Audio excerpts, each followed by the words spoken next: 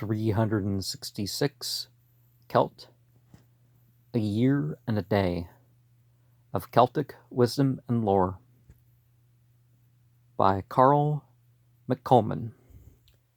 Now, I would have one complaint about this book, is the lack of a pronunciation guide for this. He gives a good explanation of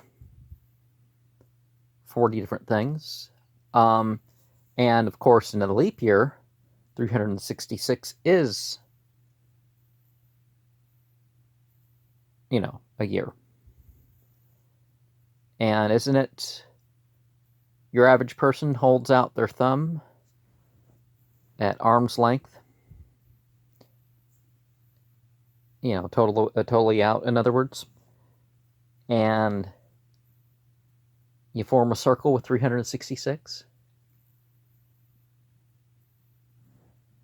Same day next year is his interpretation of what a year and a day comes from.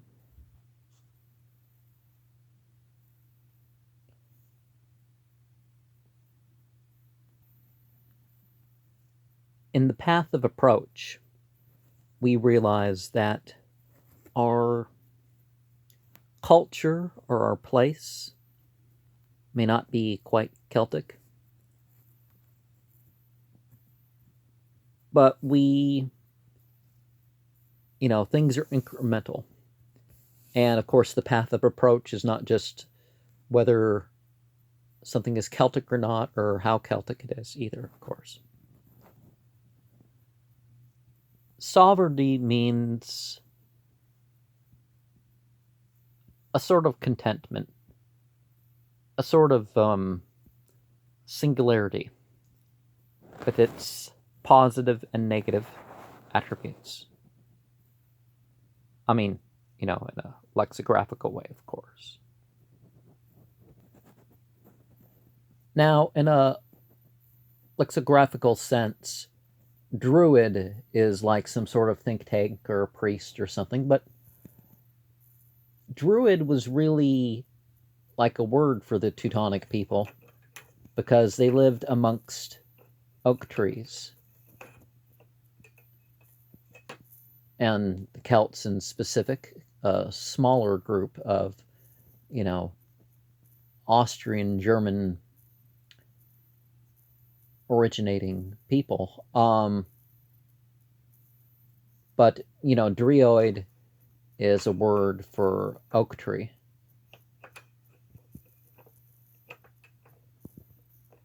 But we think of now the New Age process where people's whole religion is this inventing of ceremony.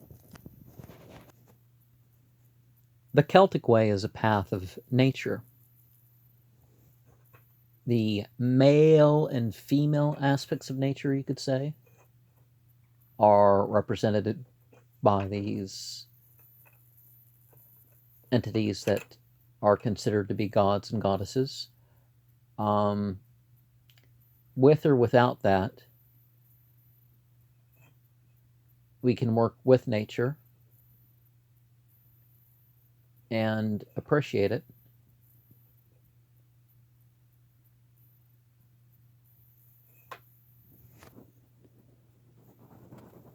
A bard is a bit more specific than a druid, isn't it?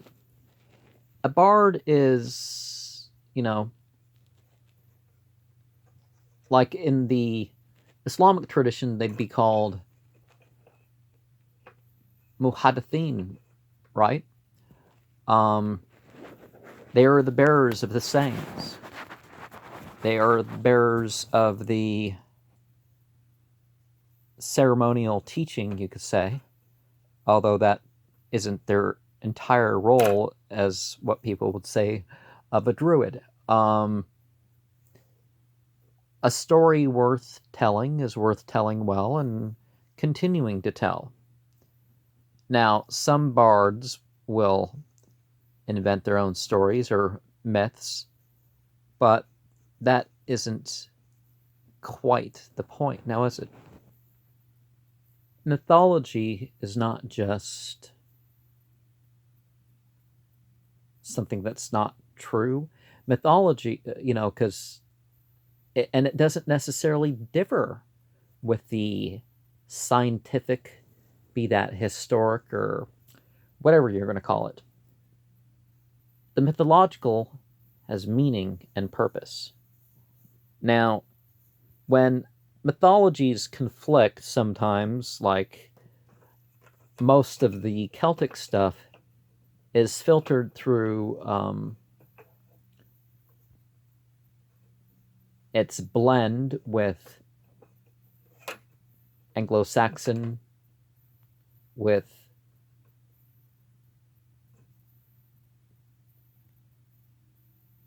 Britain, with Irish and Scottish and Wales and all that sort of culture. So, but there can be a recovery process both by experience and through scholarship that authentically tries to, restore myths that have been lost. The path of the seer is to notice things that perhaps others don't. Some people would call this autism or something, but it's a bit different than that, isn't it?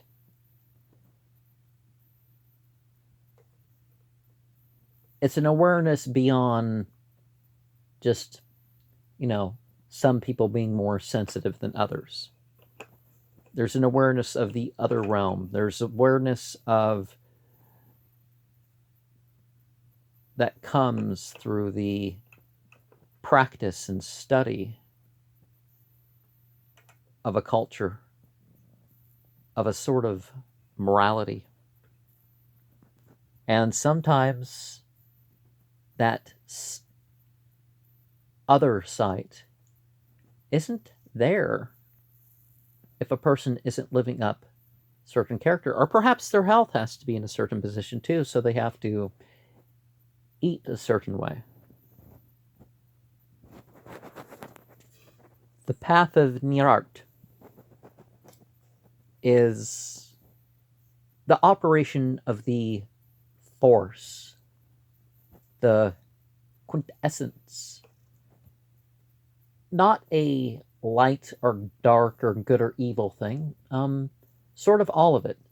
Sort of, are you going to turn it towards good and truth, or towards evil and ignorance, or light and dark, or how are you going to turn that?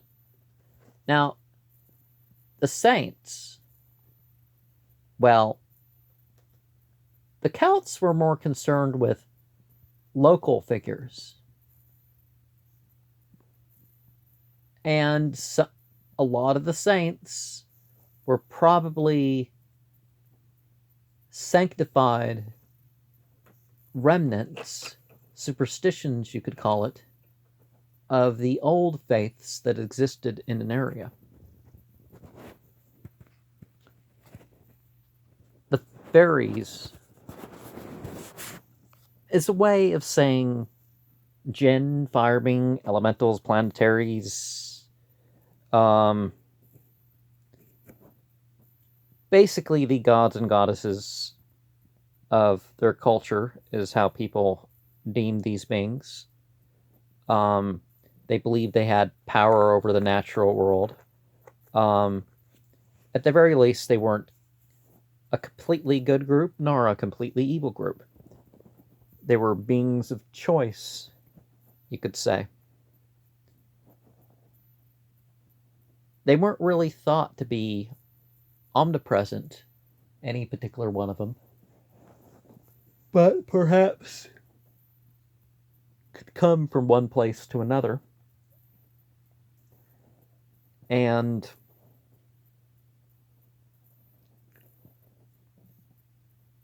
they, as I said, they were thought to have power over the natural world, and mushroom circles and a bunch of other stuff got attributed to them. But there's a lot more to the fairy faith, as you could say. The Celts had not anarchy. Calling it anarchy is just silly. But the Celts were never united into nation states, you could call it. Certain tribes would appear.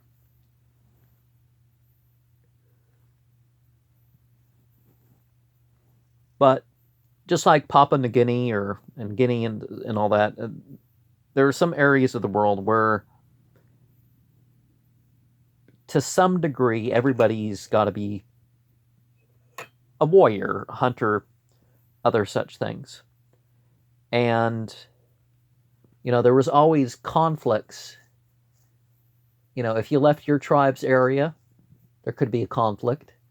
The nearby tribes, if there was some sort of lack or if they saw an abundance on the other side, then,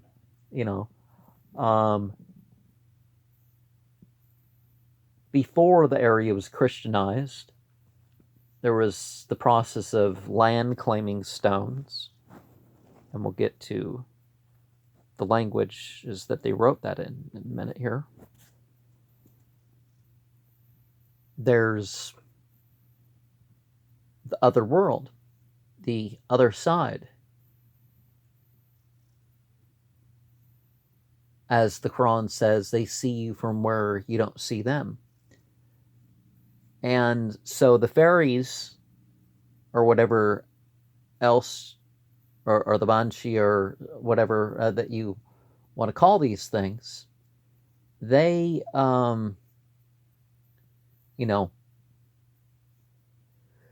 they perhaps could show you of their realm. Perhaps they can take you there as a result of something that you did. Whether you're, some people will serve these things or whatever. I'm not saying that you, but others will say there are places that overlap.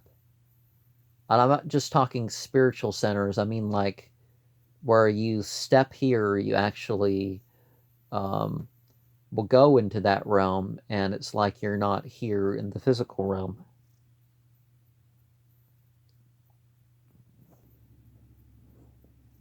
I mean, there's more jargon we could throw into this, even from this book alone, but I mean, in the previous and the following issues, but the shaman, well, that's not a Celtic word at all, but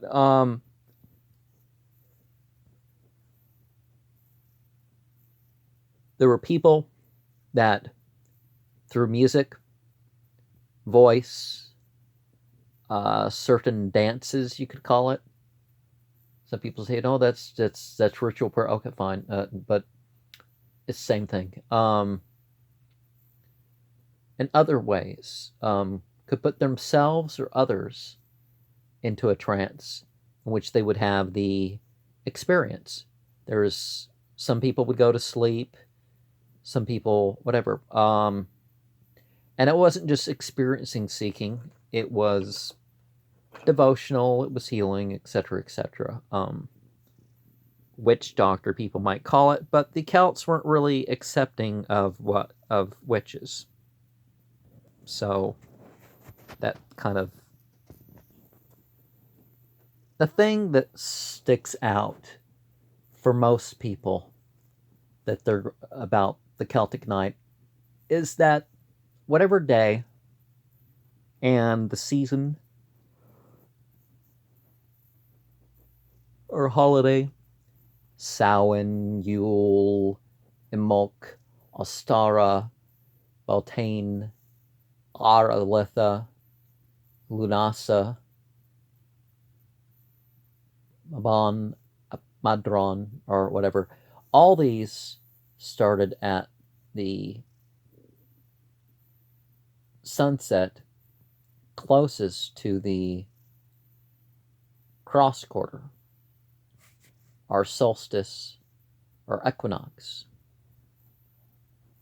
Don't let those neo-pagans, as it's said, fool you into thinking that it's that February Eve or October or November Eve or August Eve or May Eve were actually the same thing, um, we do find like the month that we call November started. Well, I mean, there was something that started a week into November. So,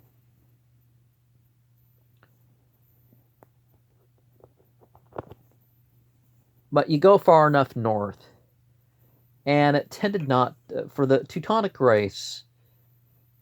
Night and darkness and all that wasn't evil in and of itself, or wasn't an enemy in and of itself. Meditation doesn't get its detailed approach like it does with some paths, but going over things, finding a way to be separate in the moment, was definitely something that did occur. These entities that they called gods, both in name and in story, served as examples of possibilities. Hospitality to the Celt was considered an essential and important virtue. The Geis, or what is it called? Personal taboos or tribal taboos could be overthrown for the sake of being hospitable. And what was one of the cases? Well, we don't need to list examples per se, but we think of other tribal societies that hospitality became a rather essential thing. Maintaining the peace, and altruism that furthers the race or the species as a whole. Devotion is central to any spiritual life, especially if you're going to take it to the point of not only being churchy or something like that, but being religious. You know, you've made a choice, and you're putting yourself into that choice. The Anamchara is not some hippie twin flame thing to cause you to be hopeless if you don't happen to have things work out with the one that you want to be with. A soul friend may be there to share in spiritual practices.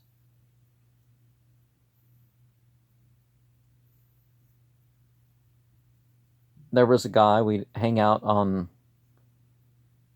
the drive to and fro places of worship. I mean, there's been multiple people like that I hung out with. There are people that, you know, I would stay in touch with for the sake of dreams or certain spiritual trips or whatever. An Anamchara is somebody that you work together for a purpose, share in spirit somehow. And if one's going to find a spouse, somebody of the other gender that's, you know, fits in with that would be, you know, it's bound to last longer if you're going to evolve yourself as soul friends as well as the other. My point was only that there were multiple. Now, what they call goddesses Um, Usually paired with something, right? And it usually is of a subjective nature. The Aisling, the dream, the vision, it's another sort of reality. Some of it's objective, some of it's subjective, some of it's, some of it's purely spiritual. Some of it's just psychological processing.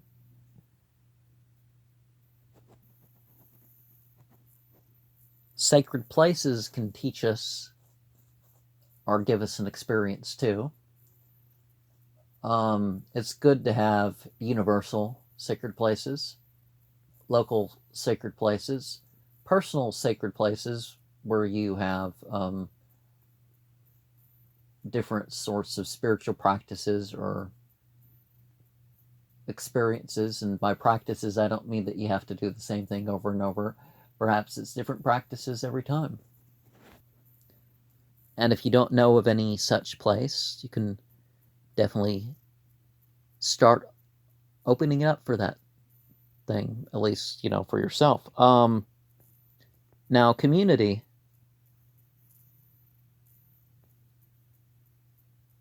can be rather artificial. It can be sort of natural too. The importance is that you work together. Now, there are sacred days, and that varies by tradition. Now, an importance of a lunar calendar that slips is it says that all that seasonal stuff that used to be, that's secondary. But when the calendar is about seasonal events, it still employs a cyclical thing.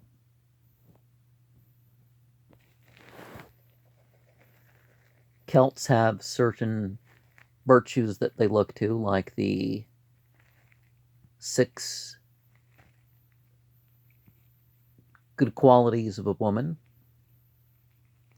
like, sewing and cooking are 2 of the ones on the list. I'm not kidding. Um, and dog raising, like, for example, 2 on that list is that your dog doesn't pester anybody that does not step on your property or personally affront you. And that means it doesn't bark at the neighbors that are on their property or their dogs or something. You actually can train dogs to do that. Um, and the manly qualities, courage, of course, and honor are among that. I would think maybe the lists aren't exactly the same for every. There are animals that go with us or that we encounter. Their message could be symbolic. It could be through certain actions that they have and we witness. Faith, well, faith doesn't have to be something that's completely organized per se. Um, but it's taking that extra step beyond, having everything completely proven to one and living the life. Brigid, Brigitte, the Bright. It didn't start as being thought of as a saint. It was probably thought of as a goddess first.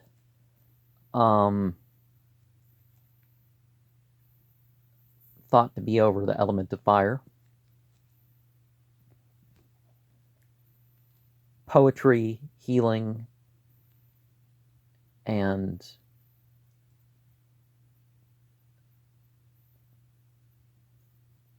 metallurgy. are considered to be chief focuses. Storytelling is a little bit more fluid than just what the bards do. Um, but it keeps the past alive, it keeps ideas flowing. There's the three noble strains of weeping, joy, and sleep. And the good God, who's considered to be a father figure in personification, is thought to direct this. And this is given seasonal attributes, of course. The darkest time of year, sleep, and then you're in sort of a lack. You used up your resources. There's kind of weeping, you could say, and joy in the period of time where there's abundance and comfort. Magic can be related to religion very strongly. It all depends on how you use your trying to direct things towards one desires. Magic can be a way of development.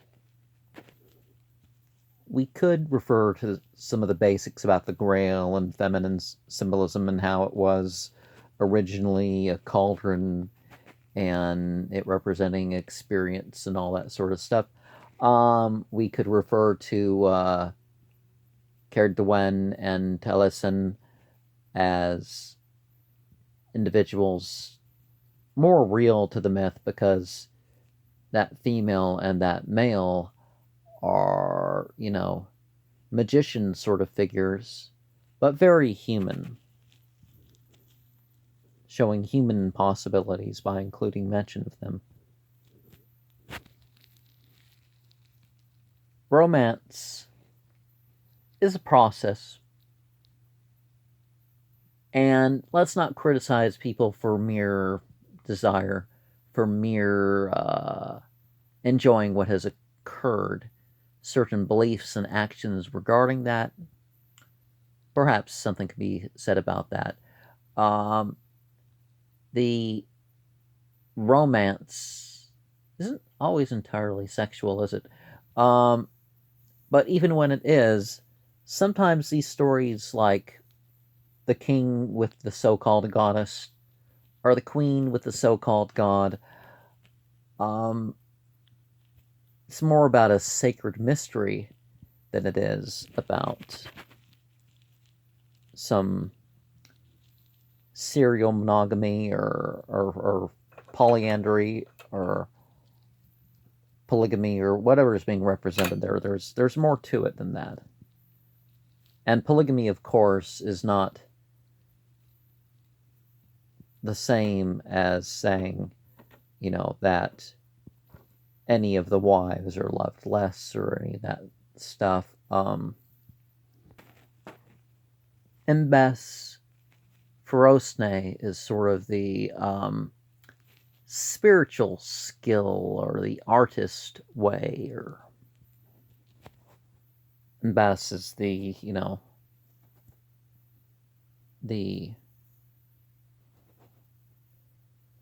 illuminating or expounding sort of. And a Wendion is more like the prophetic role because you're saying inspiration, revelation, that sort of stuff is in that category. Spirals bring about resolution, and I don't think I said this when I talked about the romance. The romance is connected to the whole, basically I was, we're not trapped in a lifelong marriage that doesn't necessarily work. Sometimes it's best to stay married. I'm not saying different than that. I'm just saying that it's not the only resolution of that. The Ogums are an alphabet that connects to the trees. The Mystic connects a more than physical level to everything, or at least tries to. Sacrifice is, doing what it takes and perhaps turning one's ethics towards the difficult things that have to be done regardless. And the future is, of course, regarded in all this. Someone identifying as a Celt, well, there aren't. There were the lands of the former Celts. So if you don't live in those lands, you're in this sort of diaspora. But then again, you really have the national identity of yourself. If you're a second or third or whatever generation immigrant, that's fine to acknowledge. If you are an immigrant, that's fine to acknowledge. But you're an immigrant of modern nation states. You're not an immigrant of Celtic states. The cultures have been mixed. The religions have been mixed. So it's that state of diaspora. But a diaspora that's separated from the recent memory and it's still affecting your family, holding on to a psychological condition like that it's not healthy. It doesn't really serve things. But if you want to appropriate certain aspects of culture that will be beneficial to yourself or others, that's sort of a different thing. Of course, we have labyrinths and knots and keyholes and other sorts of things that can teach us, information about the natural world or about experience. And, we can express and take part in things that way. There's a lot of stuff you could say about Celts that was left out of this book, but very comprehensive.